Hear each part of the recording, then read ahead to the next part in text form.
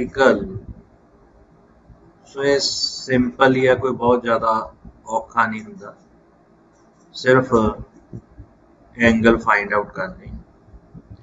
So that is a find a angle between the lines या curves drawn on the surface, establish condition of orthogonality, perpendicular कद होते हैं, ठीक है जी।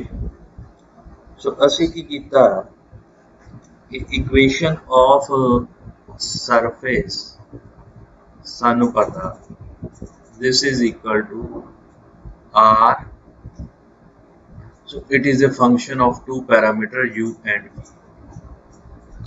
सो ਇਹਦੇ ਤੇ दो कर्व ਅਸੀਂ डिफाइन कर लिए, गिवन पॉइंट u v हो गया और u v ਦਾ इंक्रीमेंट नाल u plus delta u plus v plus delta v, सो एक कर्व होगी। सैकंड असी d ना ले लिया, ये असी d ना लिया और ये साडे कोल डेल्टे दे नाल आ गया, ठीक है जी। सो इधर इंक्रीमेंट डेल्टा u नाल आ गया और दूजे पासे साडे कोल du एंड dv आ गया। और जिहड़ी साडे कोल आर्क लेंथ हुंदी है, आर्क लेंथ s दे विच आंदी, सो मान लो ds ये साडे कोल आर्क लेंथ होएगी। So this is a length of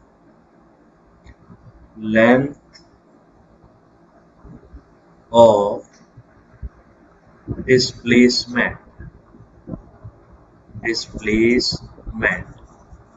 ठीक है जी, length of displacement, dr corresponding to increment of the length of displacement, साडे कोल ds भी है लेंथ ऑफ डिस्प्लेसमेंट dr, ठीक है जी। तो ये कॉरस्पॉन्डिंग आ साडे कोल लेंथ आ गई, आ साडे कोल आर्क लेंथ हो गई। और सिमिलरली इन्हां दोनों के कॉरस्पॉन्डिंग इंक्रीमेंट कौन आ, कॉरस्पॉन्डिंग इंक्रीमेंट ये हो गए du ते dv, ठीक है जी। सो बिल्कुल इस ढंग नाल ही जिहड़ी दूसरे दी आर्क लेंथ डिफाइन होएगी वो होएगी डेल्टा एस नाल और डिस्प्लेसमेंट हो जाएगी डेल्टा आर वेक्टर और इंक्रीमेंट हो जाएगी delta u and delta v। सो दोनों दी साडे कोल अलग अलग आ गई, एक ओदी हो गई, एक साडे कोल ए लेंथ ऑफ अनदर डिस्प्लेसमेंट हो गई dr due to increment delta u and delta v, ये साडे का है due to increment du and dv। सो ये साडे कोल डिफरेंस आ गया। असी ऑलरेडी सानू पता dr वैक्टर कितना लिखी था, r vector 1 into du plus r2 vector into dv। Same चीज जो डेल्टे नाल करांगे, सो ये आ जाएगा r1 vector into delta u plus r2 vector into delta v। तो दोनों की सेम वैल्यूज आ जाएगी, उन्होंने असी इस ढंग नाल रिप्रेजेंट करता। सो this is equation number 1 and this is equation number 2। इन्हां दोनों कर्व्स दे विच असी एंगल साई मानते, जिहड़ियां दो डायरैक्शनस आ उन्हां दोनों डायरैक्शन च एंगल साडे कोल साई लैणे। अगर एंगल साई हो गया then dr vector over ds dot product delta r vector dot delta s which is equal to cos of psi। cos जेड़ा cos of angle हुंदा दोनों वेक्टर्स दा डॉट प्रोडक्ट हो जाता। सो वो आ गया पहला यूनिट वेक्टर लेना dr by ds, दूजा delta r by delta s, so we get this value। So this also be written as dr vector dot delta r vector और राइट हैंड साइड ਤੇ cos i एक आ गया ds दूजा आ गया delta s ਸਾਡੇ ਕੋਲ arc length आ गई due to different increment. So also this can be written as cos psi ds delta s, so which is equal to dr vector the value ਪੁੱਟ ਕਰ ਦੇਣਾ r vector du plus r2 vector dv dot product r1 vector delta u plus ਸਾਡੇ ਕੋਲ r2 vector delta v, this value. So ਇਹਨਾਂ ਦੋਨਾਂ vectors ਦਾ dot product ਲਈਏ, so dot product ਆਇਆ r1 r1, so ਇਹ ਆ ਜਾਏਗਾ r1 vector square du into delta u, this ਆ ਗਿਆ। ਇਦਾਂ ਹੀ ਸਾਡੇ ਕੋਲ ਜਦੋਂ ਅਸੀਂ डिफरेंट ना प्रोडक्ट है du delta v r1 r2, so r1 vector dot r2 vectors ये आ गया दो वैल्यूज आ गई एक एदी ਇਹਦੇ ਨਾਲ ਇੱਕ ਇਹਦੀ ਇਹਦੇ ਨਾਲ ਠੀਕ ਹੈ ਜੀ। ਸੋ ਇਹਦੇ ਤੋਂ ਆਏਗੀ du delta v प्लस ਇਹਦੇ ਤੋਂ आएगी dv delta u और थर्ड टर्म आ जाती है r2 square dv into delta v। सो r1 square की वैल्यूज सानू पता e के बराबर है, दूजे दी f ते तीजे दी g, so this can be written as e du delta u f into du delta v plus dv delta u plus g which is equal to dv into delta v square, this values आ गई। एक cos phi this ਸਾਡੇ ਕੋਲ values आ गई, ds delta s cos psi ਦੀ values आ गई। Similarly ਤੁਸੀਂ अगर sine of angle find out करना ਉਹਦਾ तरीका ਹੁੰਦਾ dr by ds cross product delta r by delta s और सारे दा magnitude, so this is equal to sine of psi, so this equation is written as a and this equation is written as ਸਾਡੇ ਕੋਲ this values. So from this it implies sine of psi, so this is equal to 1 by ds delta s, ये बाहर cut लीए क्योंकि ये already magnitude होंदा, so dr vector cross delta r vectors, so इन्हां दी असी वैल्यू सबस्टिट्यूट करके cross product ला लिया, so cross product बाद जो magnitude, so this value is equal to 1 by dr into ds into delta s and this is modulus of a the values I r1 vector du plus r2 vector dv cross product r1 vector delta u plus r2 vector delta v, this is cross product. So cross product लिया तो same vector नाल cross product की हो जाता 0, सो r1 ने जो first नाल कीता तो 0 हो गया, सो सिर्फ साडे कोल डिफरेंट टर्म बचेगी, सो this is r1 cross r2, ठीक है जी, नाल आ गया दिस वेक्टर ਇਹਦੇ ਨਾਲ क्रॉस प्रोडक्ट होया नाल आ जाएगा डी यू इंटू डेल्टा। हम दूजे पासे किते प्लस R2 का R1 नाल होना, so plus R2 vector cross R1 vector into dv into delta u, and this is a modulus। अगर मैं क्रॉस प्रोडक्ट में रिवर्स करता तो नेगेटिव साइन आ जाएगा, so what we get 1 by ds delta s। आ नेगेटिव साइन करांगे R1 cross R2 किया तो this is a negative sign, ये कॉमन निकल गया, so what is this R1 vector cross R2 vector और सारे दा मैग्नीट्यूड और नाल आ गया magnitude of D U delta V minus D we into delta U, so ਇਹਦਾ भी मैग्नीट्यूड आ गया। So this is D S by साढ़े को आ गया D S over delta S. ठीक है जी। R1 क्रॉस R2 की वैल्यू सानू पता कि बराबर होंगी H के बराबर।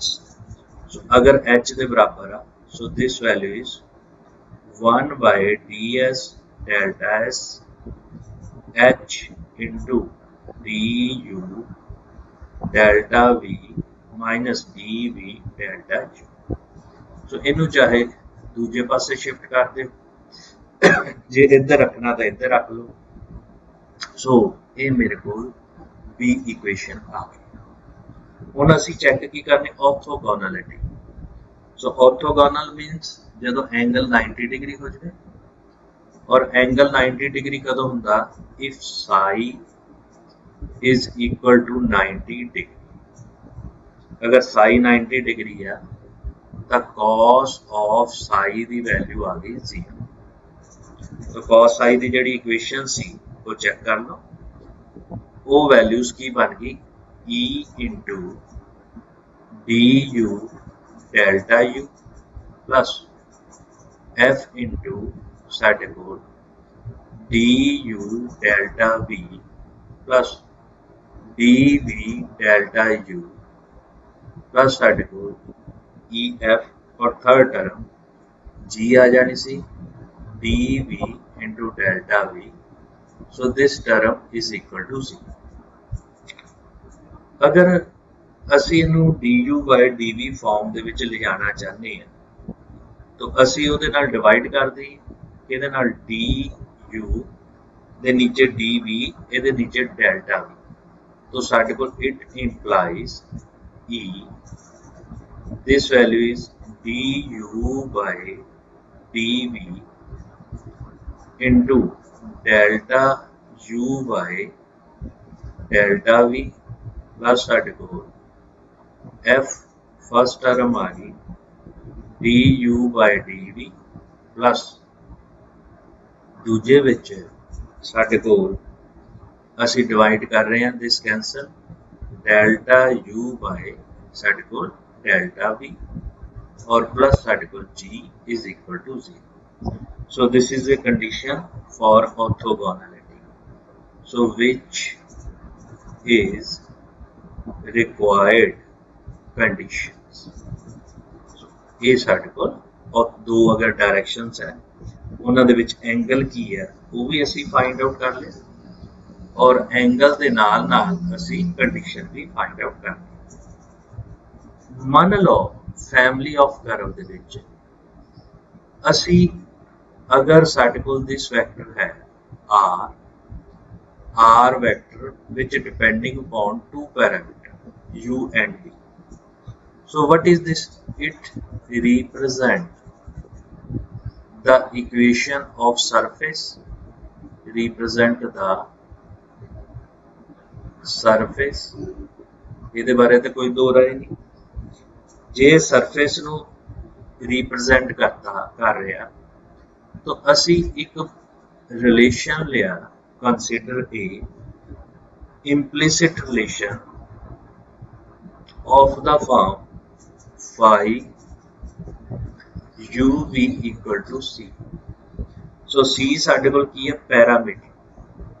so where C is some parameter, constant है पर parameter, और phi साडे कोल की है single valued function, single valued functions। तो आपका complex analysis पढ़े हो ना, single valued and many valued function, तो single valued function of u and v, this आ गया। तो ਅਸੀਂ इक्वेशन डिफाइन कर ली, ठीक है जी। also this phi u भी है continuous partial derivative which do not vanish together, ठीक है जी। ये साडे को इनू असी इक्वेशन नंबर 1 रिप्रेजेंट करता, इनू असी इक्वेशन नंबर 2 करता, तो ये डेरिवेटिव एग्जिस्ट करते हैं और वो आपस एग्जिस्ट भी करते हैं और 0 के बराबर भी नहीं होते। नाउ इनू मैं डिफरेंशिएट किया, so the derivative can be taken as phi by curly u into du, दूजे पासे curly phi curly v into dv, c parameter आ वैल्यू की आ गई c, ये साडे को फर्स्ट डेरिवेटिव आ, इनू phi 1 लिख लिया into du plus phi 2 into dv equal to 0।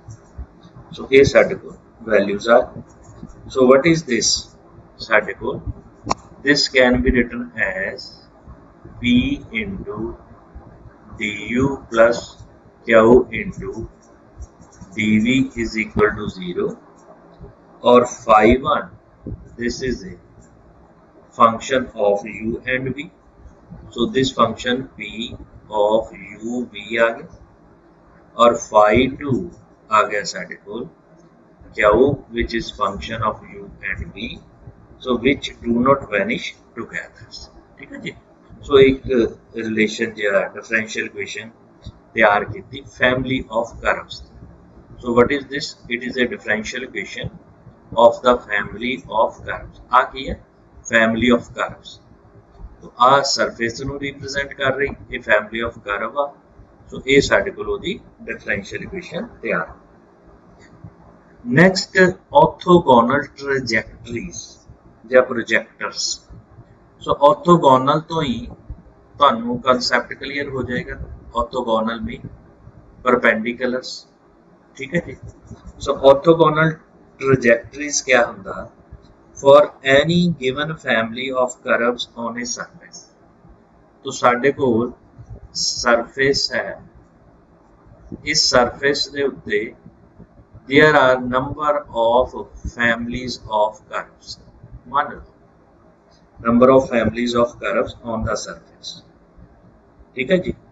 तो there always exist a second family, है ना, जे फैमिली ऑफ सरफेस सरफेस दे उत्ते है तो एक होर फैमिली एग्जिस्ट करेगी, उस फैमिली नू आपां ऑर्थोगोनल ट्रैजेक्टरीज कहांगे अगर हरेक पॉइंट ते at every point of the two curves one from each family are orthogonal, ठीक है जी। सो हरेक पॉइंट ते दो फैमिलीज है, एक इधरों कर्व दूजी इधरों, जो वेरीफाई की तो वो आपस दे विच ऑर्थोगोनल्स हो जान, अगर ऑर्थोगोनल्स हो जान so that is called a orthogonal trajectories. So simple याद रखना कि बेसिकली वो जड़ियां फैमिलीज आ वो आपस दे विच ऑर्थोगोनल्स। सो इहदे नाल रिलेटेड क्या है, obtain the differential equation of the orthogonal trajectories, और कितनी phi uv equal to constant है, एक ही है फैमिली ऑफ कर्व्स। तो फैमिली ऑफ कर्व्स दी आपां ऑर्थोगोनल ट्रैजेक्टरीज फाइंड आउट करनी। सो प्रूफ दे लई बिल्कुल उसे ढंग नाल बार बार आर वैक्टर साडे कोल आर वैक्टर दो पैरामीटर uv ते डिपेंड कर रहा। सो what is this, it is A equation of surface, ये साडे कोल सरफेस दी इक्वेशन हो गई, और पैरामीट्रिक कर्व कंसीडर कर लिए, consider So phi uv equal to c. So this is a family of curves on surface. So this is a family of curves. याद होगा? So ਅਸੀਂ ਇਹਦੀ orthogonal trajectories find out करनी.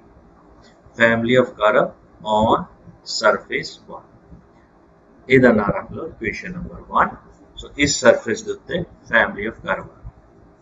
Orthogonal trajectories ਆਪਾਂ find out ਕਰਨੀ ਜਿਹੜੀ ਇਹਦੇ families और curve ਹਰੇਕ point ਤੇ ਇੱਕ ਦੂਜੇ ਨਾਲ perpendicular ਹੋ ਜਾਣ. So ਅਸੀਂ ਇਹਨੂੰ differentiate ਕਰੀਏ ਜਿੱਦਾਂ ਅਸੀਂ ਪਿੱਛੇ ਕੀਤਾ ਸੀ. So what we get curly phi curly u into du curly phi curly v into dv. So this is equal to 0. So what we get, which is a phi 1 du plus phi 2 dv equal to 0. So ਅਸੀਂ ਉਹਨੂੰ differentiate ਕਰ ਲਓ और इस equation ਨੂੰ ਆਪਾਂ ਜਿੱਦਾਂ ਪਿਛਲੇ ਥਿਊਰਮ ਚ ਡਿਸਕਸ ਕੀਤਾ ਸੀ ਇਦਾਂ ਵੀ ਲਿਖ ਸਕਦੇ ਹਾਂ और phi 1 ਤੁਹਾਡੇ ਕੋਲ ਆ ਗਿਆ p function of u we phi 2 ਆ ਗਿਆ q function of u. ਸੋ ਅਸੀਂ ਇਹਨੂੰ ਇਸ ਢੰਗ ਨਾਲ ਵੀ ਰਿਪਰੈਜ਼ੈਂਟ ਕਰ ਸਕਦੇ ਹਾਂ. From this what we get? We get du over dv is equal to minus q by p. ठीक है जी, इस इक्वेशन तो आ गया. तो ऑर्थोगोनल दी ਆਪਾਂ ਕੰਡੀਸ਼ਨਸ ਹੁਣੇ ਹੀ ਕਰਕੇ ਹਟੇ ਆ. अगर ਸਾਡੇ ਕੋਲ टू डायरेक्शंस du ਤੇ dv, दूजी डायरेक्शन की है डेल्टा u ਤੇ डेल्टा v और ਇਹ ਜਿਹੜੀਆਂ ਸਾਡੇ ਕੋਲ टू डायरेक्शंस आपस ਦੇ ਵਿੱਚ ऑर्थोगोनल कदों ਹੁੰਦੀਆਂ? ऑर्थोगोनल अगर वो इस कंडीशन ਨੂੰ ਸੈਟੀਸਫਾਈ ਕਰ. ਕਿਹੜੀ ਜੀ?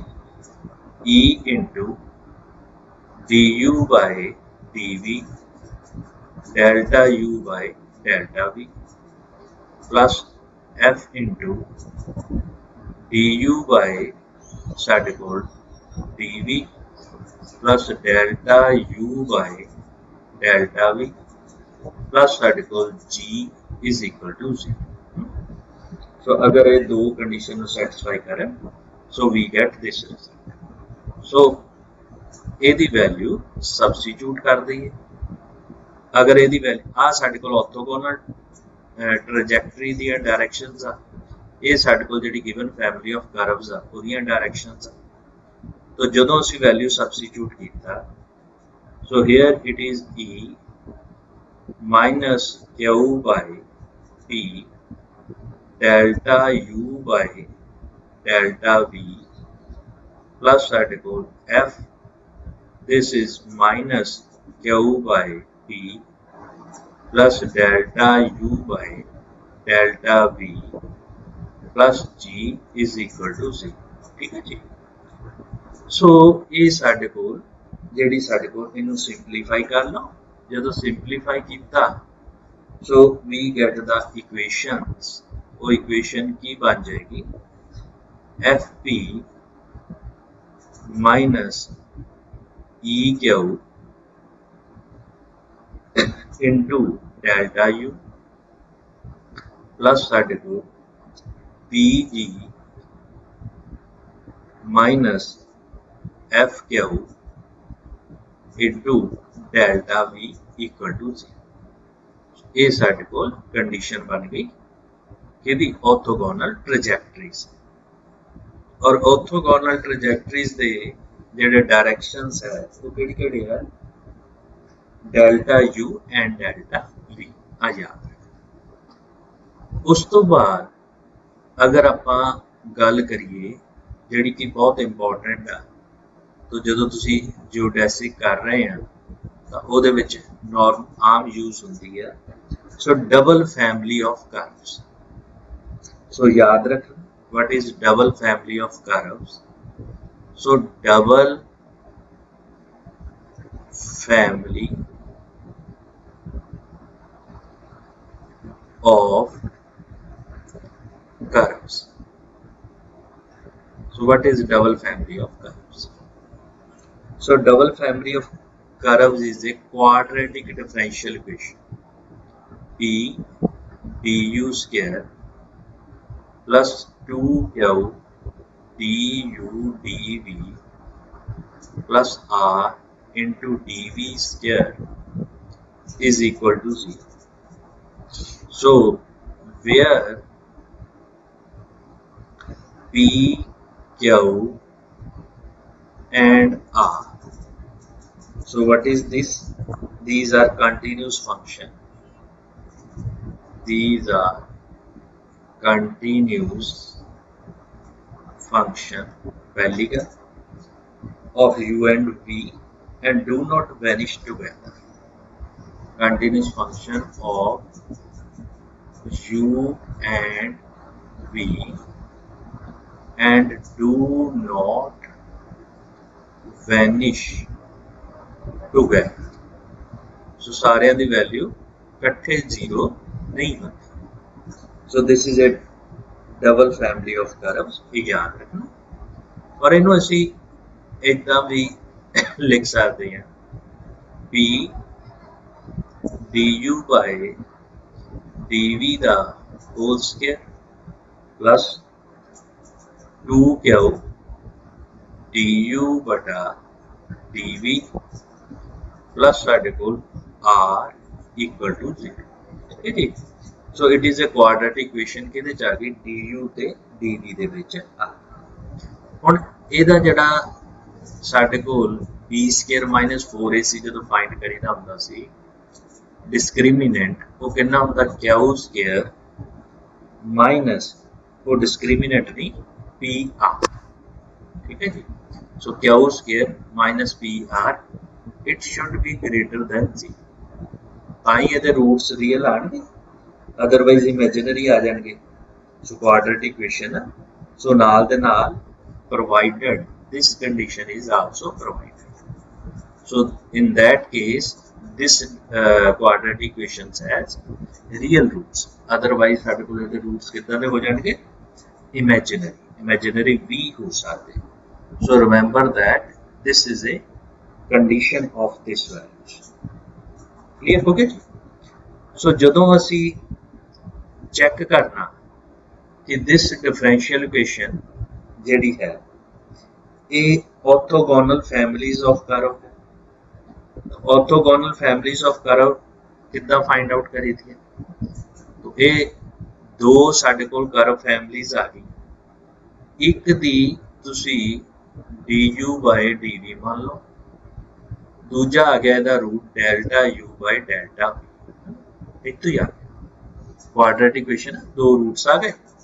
एक आ गया du by dv एक आ गया डेल्टा u by डेल्टा. ਹੁਣ ऑर्थोगोनल फैमिलीज कदों होणगीਆਂ ਜਦੋਂ ਇਹ परपेंडिकुलर ਹੋ. ਪਹਿਲੇ ਤਾਂ ਇਹ ਗੱਲ ਯਾਦ ਰੱਖੋ. ਇਹਦੀ ਵੈਲਿਊ ਮੈਂ ਇੱਥੋਂ ਫਾਈਂਡ ਆਊਟ ਕਰ ਸਕਦਾ.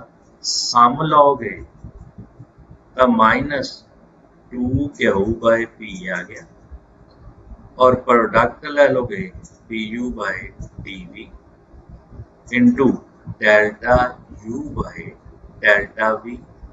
ये आ गया c by यानी r by p. this values ये सम आ गया ये प्रोडक्ट. और सानू पता कि जदों दो डायरेक्शंस परपेंडिकुलर होंदियां तां कंडीशन की बनती e into du dv into delta u delta v plus f फिर आ जाता सम du by dv delta u by delta v plus साढ़े को g इक्वल टू 0. सो कुछ नहीं करना सिर्फ ਇਹਦੀ ਜਿਹੜੀ ਵੈਲਿਊ ਸਬਸਟੀਟਿਊਟ ਕਰ ਦੇਣੀ ਹੈ. तो जो वैल्यू सबस्टिट्यूट की ई इत्थे आ गया प्रोडक्ट यानी आर बटा पी प्लस साढ़े को एफ ਇੱਥੇ ਆਇਆ ਸਮ ਯਾਨੀ ਕਿ ਮਾਈਨਸ 2Q ਬਟਾ P ਪਲੱਸ ਸਾਡੇ ਕੋਲ G। ਲਓ ਜੀ, ਇਹ ਤੁਹਾਡੇ ਕੋਲ ਕੰਡੀਸ਼ਨ ਬਣ ਗਈ ਆਰਥੋਗੋਨਲ ਟ੍ਰੈਜੈਕਟਰੀਜ਼ ਦੀ। ਔਰ ਇਹਨੂੰ ਸਿੰਪਲੀਫਾਈ ਕਰ ਲਓ, ਤੁਹਾਡੇ ਕੋਲ ਆ ਗਿਆ ER और this values minus 2FQ plus radical GP is equal to 0. So what it represent? So this is a radical condition aa gayi kidi when orthogonal families of curves have two orthogonal direction on the surface. So this is a condition for orthogonal families. Or orthogonal families mean orthogonal trajectories.